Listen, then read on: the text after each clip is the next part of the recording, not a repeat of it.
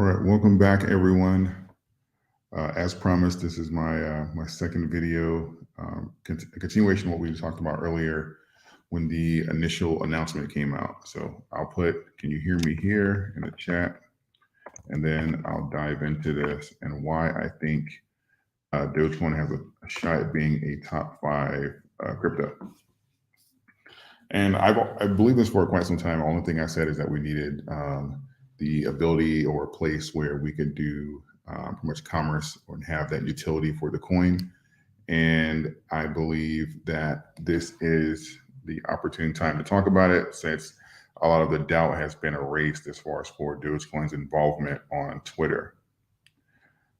So getting started, if you're unaware as far as what has happened or what's taken place recently, there has been a shift on Twitter from Elon pretty much stating that, well, not stating, but he posted a meme saying that that's an old photo with the bluebird as far as the logo of Twitter, and replaced it with Dogecoin. So it should be, if you refresh your pages for those of you who have Twitter accounts, you should be seeing the logo for Dogecoin on there on your Twitter account. So before I get into the charts here and what we're looking at, I wanted to say that my main reason for believing that Dogecoin can be a top 5 crypto is going to be because of the utilization in the community. And we see the response here that we've gotten. And it's not just about the short-term price action, but it's the amount of people that are waiting on this catalyst, and the fact that this has been a good deal. The fact that people have been here waiting for the last couple of years, and they believe this is something really important pertaining to their investment and really decentralization altogether. You've seen a lot of the bills and stuff that they're trying to pass in like Congress and stuff. They're going to try and push us toward this like Fed coin that's coming out later this year. And when we have avenues for utilization, especially on large platforms, that gives us a method of being proactive versus being behind the 8 ball versus Fed coin coming out and then labeling it as something that it's not. It's like or attacking it, saying that it's a threat to Fed coin or our monetary systems and stuff like that. But the fact that we have that utility, I really like that Elon is pushing the needle here and being ahead of time. And if we can get the Twitter integration prior to the that prototype of like the Fed coins and stuff later this year, I think that will be absolutely great, because it gives us a catalyst of seeing utilization and witnessing it prior to all their, because I do believe we need some form of regulation, but I think that regulation is going to be steered toward, you need to use our government coin and stuff like that. So if we can have that before that even comes out, and we can have kind of like a track record of, just our being and making transactions and stuff like that prior, I think that'll be great going forward. So we kind of have like a measuring stick to kind of measure up against things. We all know that as far as the price points, that makes it accessible to everyone. And I think that Twitter is going to be the catalyst for us branching out and having partners with different businesses. I think that's ultimately where the real value comes into. I'm excited about Twitter, don't get me wrong. I think Twitter integration with Dogecoin is a really big deal, but I think that's like the model that's going to be for going forward, because someone has to be first. There's 20,000 cryptos out there. Elon put Elon put Dogecoin on his platform and really amped it up and put it kind of like in the forefront. And that's why we've been, battling in the top 10 ever since. And I think that the push that we need to go to the top 5 lies within utilization and acceptance. And I think that with Elon and us having a successful run inside of like Twitter, and whether that be us using it for Twitter Blue or badges or whatever, any type of other programs that they come out with, or just holding it on like a wallet that I believe Elon will have available on Twitter. I think that that's going to remove a lot of the coins and stuff from the float, and that's also going to help with price action and stuff, especially the short term. I think that this is going to be the catalyst and the model going forward, so we can have those additional partnerships with other businesses. Because when you are dealing with crypto and you say, okay, what's a successful way to run crypto or to do business exchanges with crypto?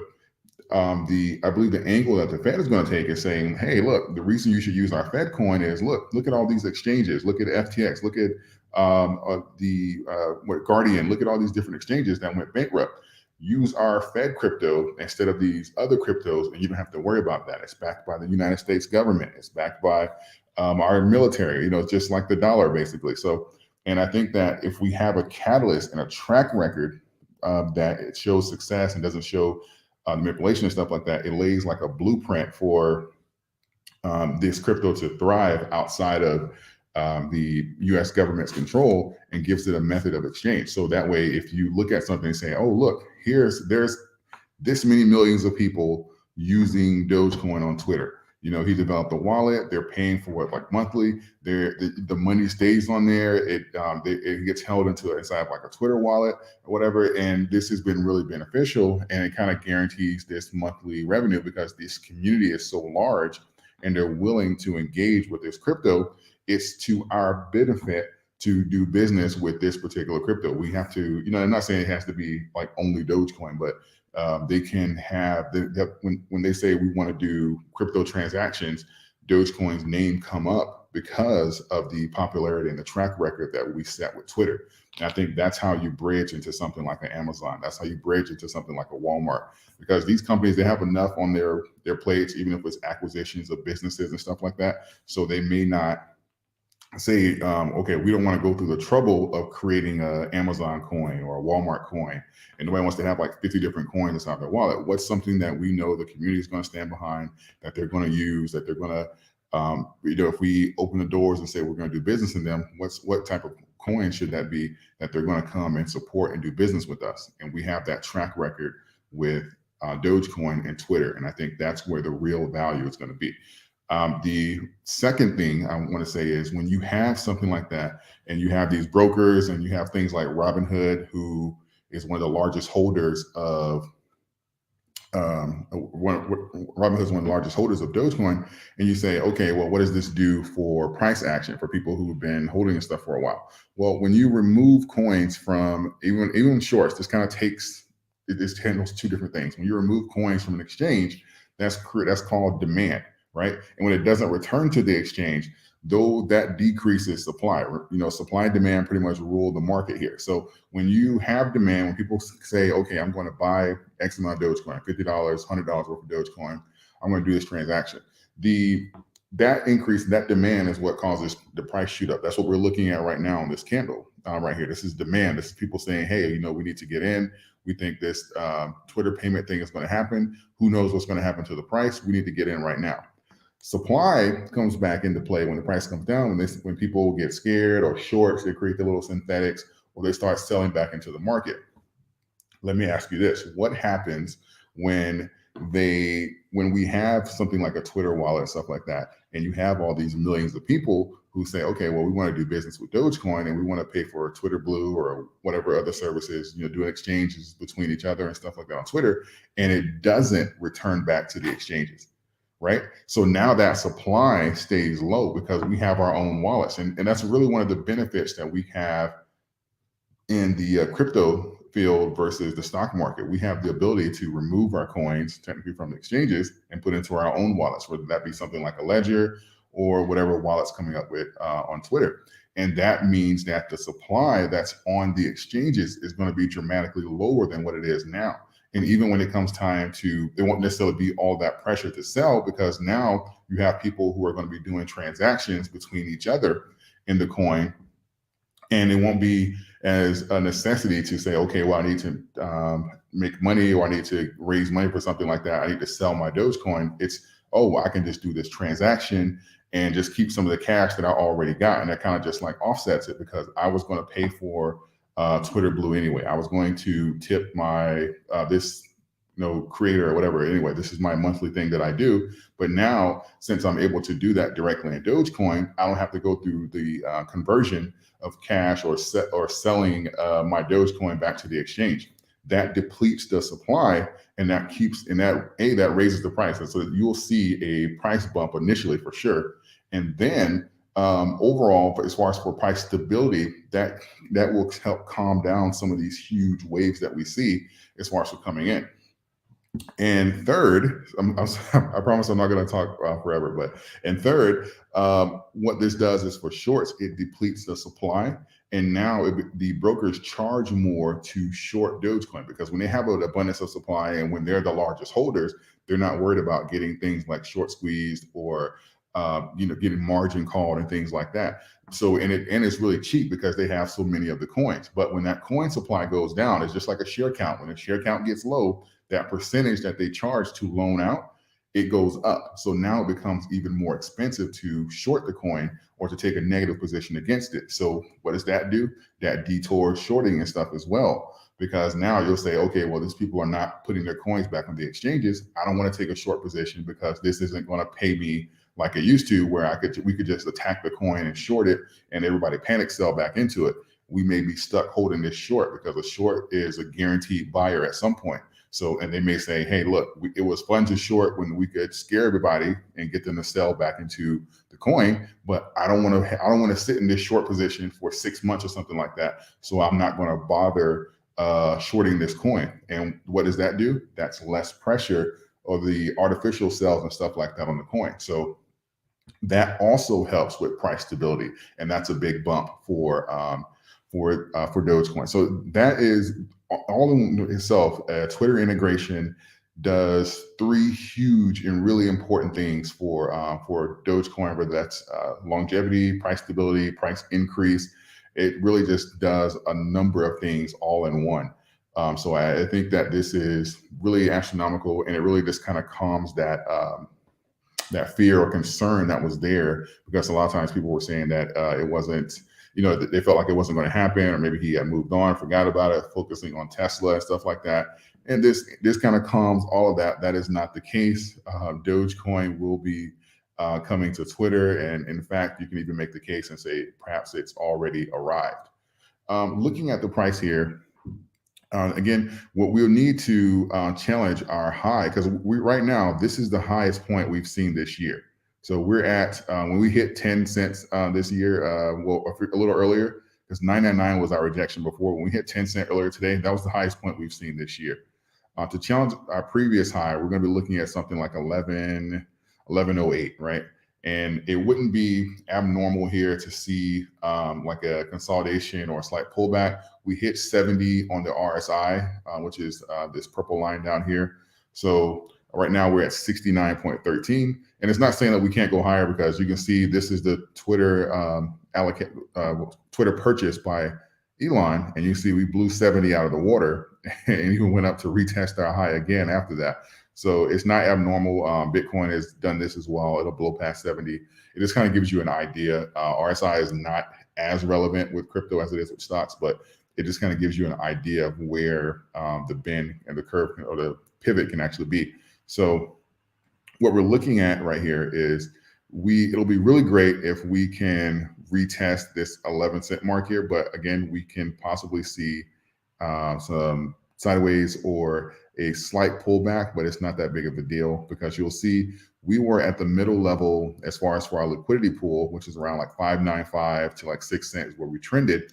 And with the Elon purchase, we rallied up to around 17 cents. And we just had our low, which was recently about 2 weeks ago, where we reached down into that liquidity pool for the first time. We got a slight rejection back here in December, but really reached down into that liquidity pool for the first time since the purchase just a couple weeks ago. And then we rallied back up immediately to this top level of support, but we have never returned to this level. And I think that's kind of what we're going to see as this kind of unrolls.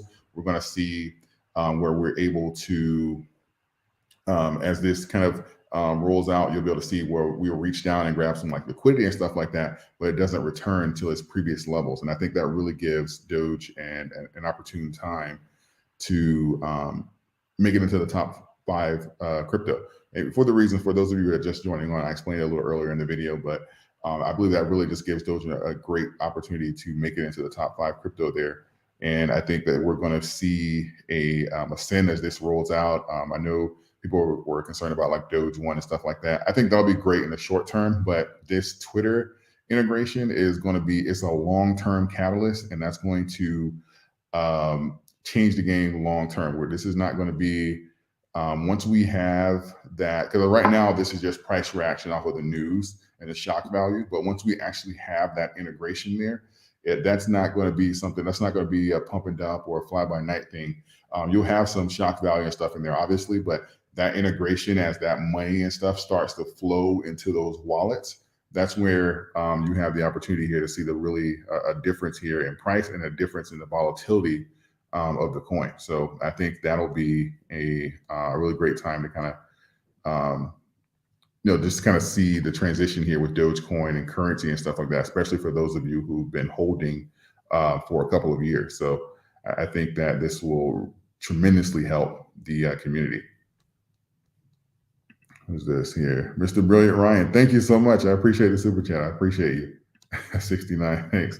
See, David, can you explain why Doge doubters still deny Doge's influence after Elon makes lives like this? I think, well, so people, you gotta understand, like, so the reason a lot of the people are in Dogecoin, even in crypto right now, is because of Dogecoin.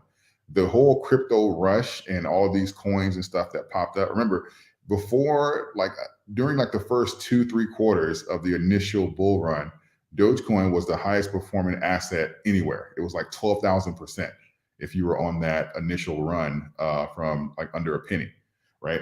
And that sparked like a crypto gold rush, right? Everybody, it was new cryptos flying up every minute.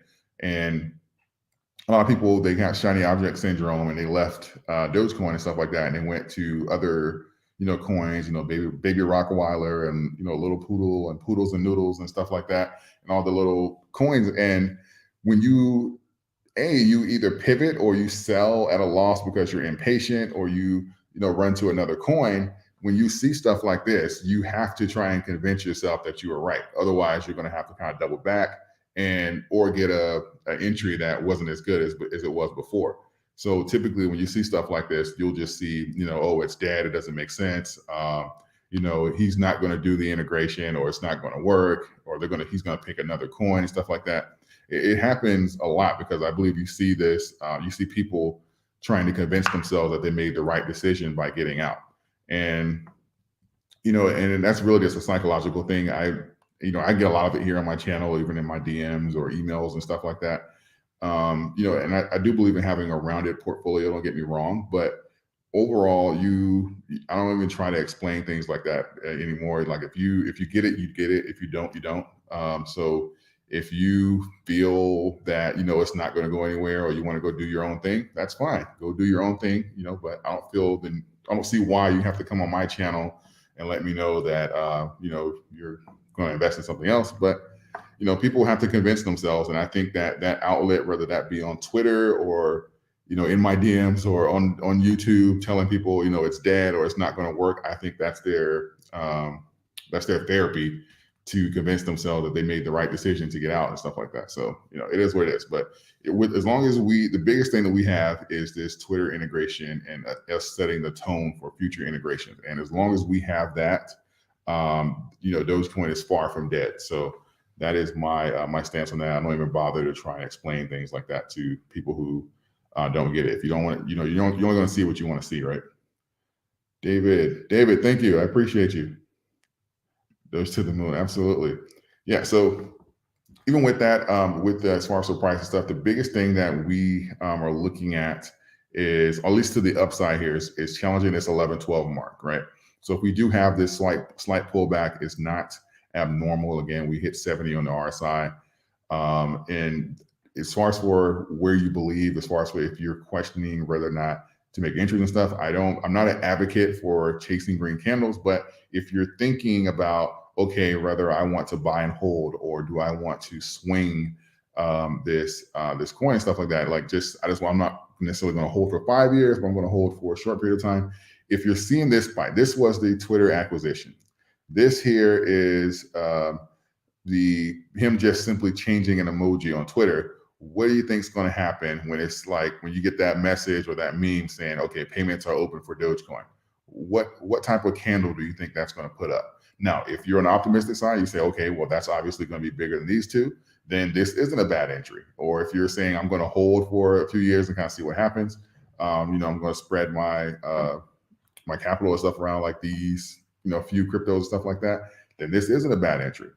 This is where the greatest liquidity pools are, and these are the best entries, but it really just depends on how you're playing the asset. That's going to determine whether or not it's going to be a good entry or not. So you're going to have to kind of judge that for yourself. But ultimately, the table has been set for the catalyst to move Dogecoin forward and to have its seat at the table in the top 5 crypto. So with that, you can kind of get like an idea, stuff like that going forward. But with that, you will ultimately get the feel that you need to kind of gauge your crypto investments. So anyway, let me know what you guys are doing in the comment section as far as for crypto, like as far as for Dogecoin, if you're going to be purchasing it or holding it. I'll do a discussion and I'll answer as many questions as possible. And as this candlestick plays out, and we'll kind of see where we end up closing and stuff, because obviously this is the daily. I will do another live and we'll gauge that momentum. So with that, I appreciate all of you. Like, subscribe if not. I do cover Dogecoin frequently. And I will see you guys in the next video. I appreciate all of you.